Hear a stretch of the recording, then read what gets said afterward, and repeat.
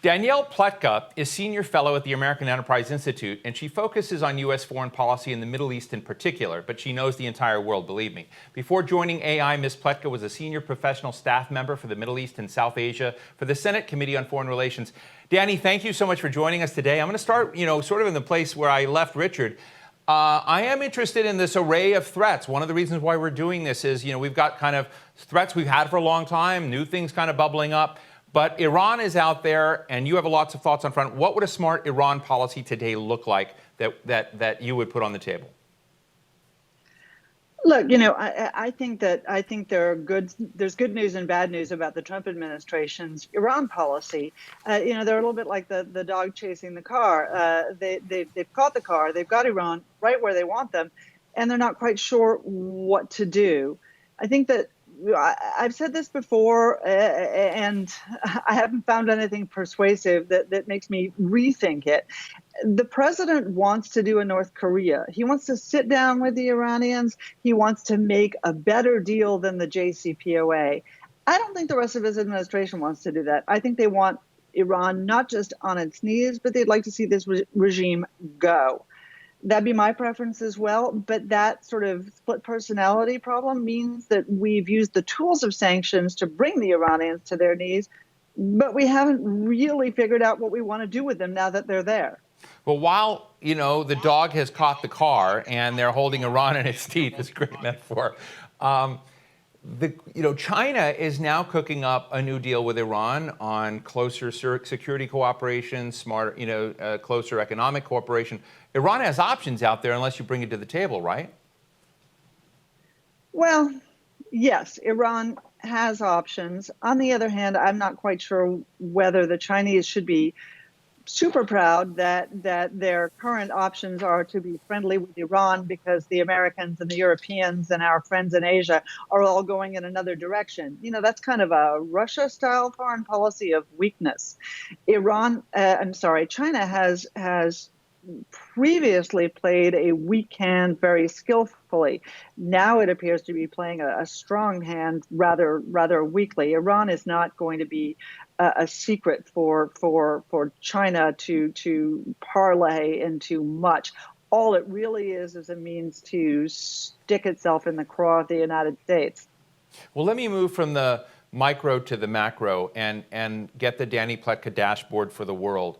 I think one of the things I so respect about you is you see the blind spots. You see the blind spots in foreign policy, our thinking, what we're not missing. And when it comes to American national security today, what are the blind spots, your concern points that we're not taking as seriously as we should right now? I'm not going to say anything terribly different than what the Secretary or Richard articulated in terms of the concerns. I think for us, the challenge is what is our posture going to look like in the future? And how are we going to build better alliances? You and I have talked about this, Steve, and I remain truly troubled by the fact that we operate with institutions, whether they're domestic or they're international, that were crafted in the wake of World War II. I'm happy that none of us were alive back then, but they're old. They're old and like old ladies like me, they're sclerotic, they move slowly, they're not hip with the times. And we can say that about NATO, but we can say it also about the World Bank, the IMF, the European Union, the United Nations. All of these organizations need to modernize, they need to reform, they need to update. And I'm worried that it's not just the United States that isn't thinking about this, it's nobody.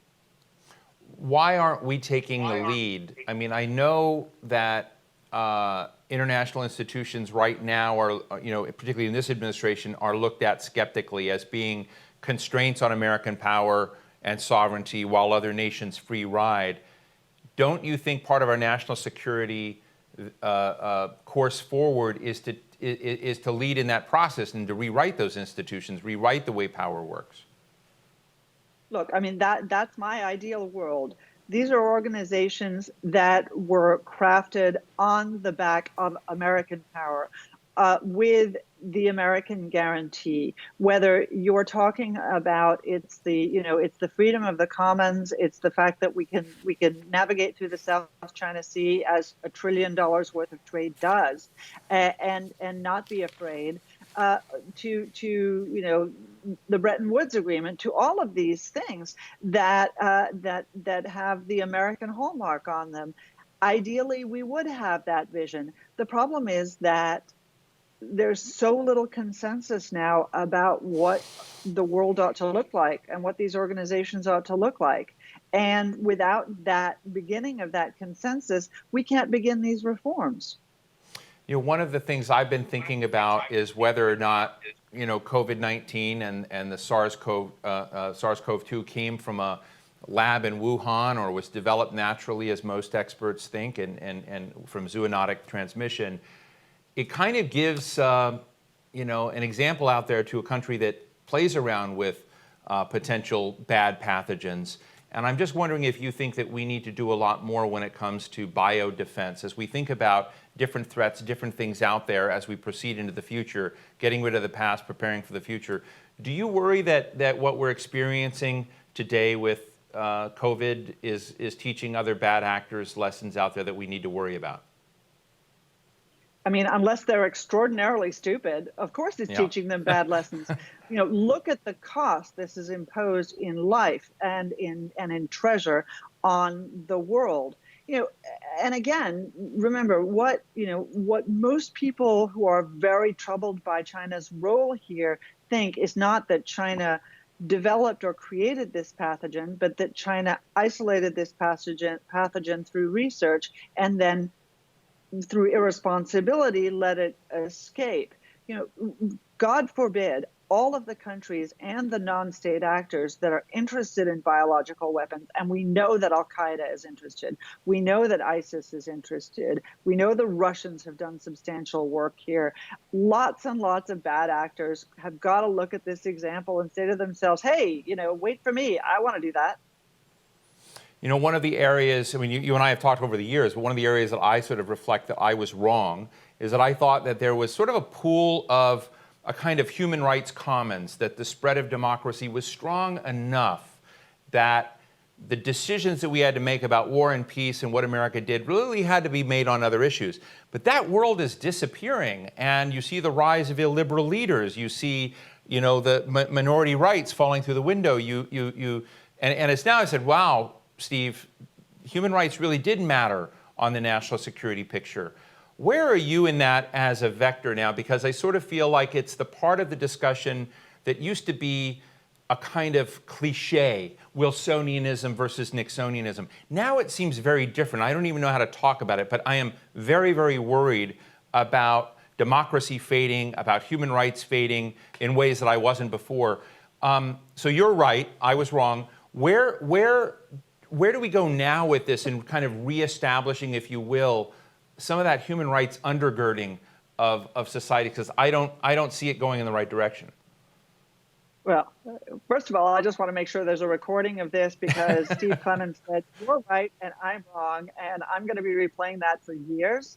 So that's number one. Number two, dude, you can't mention Wilson anymore. So that's fine with me. I was never a fan, but yeah, it's not Wilsonianism anymore. Yeah. Look, I think what you say is absolutely true. This is one of the corrosive effects of the Iraq War, is that so many of us believed that, I'll use the expression I always use, that people have an inner Thomas Jefferson, and that everywhere in the world, people who yearn to be free actually know how to be free. And the answer is, A, people who yearn to be free don't know how to be free. And B, there are those, whether in the People's Republic of China or in the Russian Federation or in Iran or in North Korea, who are actively educating people that democracy is bad, that democracy is weakness, that it's instability. And the only answer here, and it's always been the answer, is leadership. We have to stand by our convictions. We have to help people who want to be free. And once we help them, We have to recognize that it's not enough to simply have stood at the bully pulpit and said, in Churchill, FDR style, that people yearn for freedom. We need to actually help them build the tools to get there. And we've not proven ourselves very good at it. We need to get better, and we need to work with others to do that. Danny, you're sought after by many members of Congress for your views on foreign policy. You used to work in the Senate. I guess this is an unfair question. And, I'm reminded of Vandenberg and Fulbright and, other leaders at moments of peril for the United States working across the aisle to make sure do you have any optimism at all that that moment can be recreated in a bipartisan, serious, literate focus on U.S. foreign policy out of the legislative branches of government? Yeah, I know awesome members of Congress on both sides of the aisle. And I think that for all of us who are in the space that you occupy and I occupy, which is, basically the space of liberal internationalism, there are many advocates, both in the Democratic and in the Republican Party. For us, we have a structural problem. It's not, that the Elliot Engels of this world, the chairman of House Foreign Affairs, a Democrat, or the Elise Stefanik's or the Tom Cottons of this world don't believe in these things, because they do. The problem is that the divide between the executive branch and the legislative branch and the judicial branch has become so great that no one can work together. When I was on the Hill, we had an adversarial relationship with the Clinton administration, and we still got stuff done. Now it is like Iran and Iraq. They are at daggers drawn all the time, and I'll be honest, and maybe it's because I'm old and I've been in Washington for too long, but I don't see the path forward. It requires the leadership, the kind of leadership that the American people no longer reward because of social media or because of divisions in our society. And it's a crying shame. Danny, just finally, and again, something else I've been struggling with a little bit. My family's originally from Oklahoma and Kansas, kind of like Mike Pompeo and others. But these are families that for generations fought in the military. They fought in America's wars. They came back. And something kind of broke along the way. And you just mentioned Iraq, and I think Iraq and Afghanistan and the fatigue of that had a lot to do with it. But they sort of felt like, as they saw, the 08-09 financial crisis hit them, and they lost homes and savings and jobs, while they saw China and other nations rising, this sense that being engaged in the world was hurting them rather than helping them. And I think it's a very powerful argument that I haven't seen anyone really undo politically. And I'm wondering if you have insights or if you've thought about how do you recreate a social contract with Americans to get them to trust and believe that international engagement has a payoff? Well, there are two parts to the question that you ask. And, the one heartening part of that is that the American people continue, even as they lose trust in the media, in their legislators, and in so many other aspects of our institutions, that they still continue to believe in the American military. And that's wonderful. These are a word that is misused all the time, but so many of these men and women are our heroes. They're the people we rely on to keep us free and to help others around the world be free. So that's the good news. Steve, I guess the one thing I would say is I've been reading a little bit of World War II history, lately, and we forget, in the wake of all of these victories that we once earned, how much dispute there was prior to us entering these conflicts. It's always our enemies who have persuaded us of where we need to be. If it hadn't been for Pearl Harbor, we certainly wouldn't have joined the conflict in Europe or the conflict in the Pacific. And if it hadn't been for 9/11, we wouldn't have taken on the war on terror in the way that we have. And we're often dissatisfied. What reminds Americans of how important we are is, at the end of the day, because we are the indispensable nation. And people, while reluctant, are willing to be persuaded that America is the only country that can do what is necessary in the world. It takes a lot, and that's not a bad thing. We don't want to go to war lightly. We don't want to commit troops lightly. We don't want to spend money lightly. But if we can be persuaded, we are going to be there. And I still believe in the American people. I still believe in their, in their willingness to do those good things in the world. Well, Danielle Pletka, Senior Fellow for Foreign and Defense Policy Studies at the American Enterprise Institute, one of America's most important national security voices. I will be happy to send you the clip of my saying you were right and I was wrong, and we can kind of play it over parties. But great to see you, and thank you so much for sharing your insights on this important topic today. Thanks for having me.